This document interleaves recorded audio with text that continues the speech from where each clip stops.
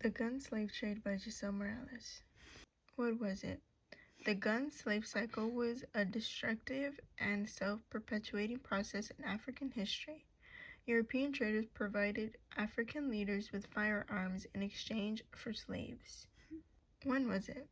It primarily took place during the 17th and the 18th centuries.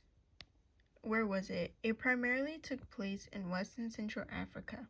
These regions were heavily involved with the transatlantic slave trade, with many Afro kingdoms and states participating in the capture and trade of enslaved people. Why did it happen?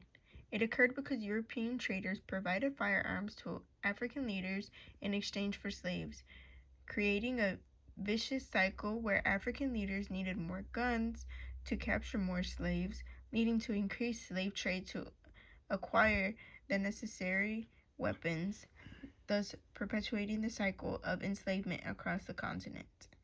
Who was involved? British merchant capitalists. They established new gunpowder works to meet the slave trade's demands for gunpowder.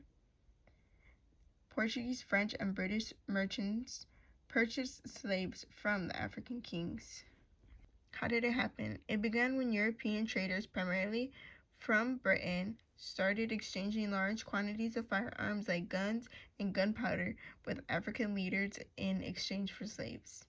Causes and effects of the gun slave trade. The effects were increased warfare, social disruption, economic shifts, and depopulation. Causes: European demand for slaves, desire for firearms, and economic incentives.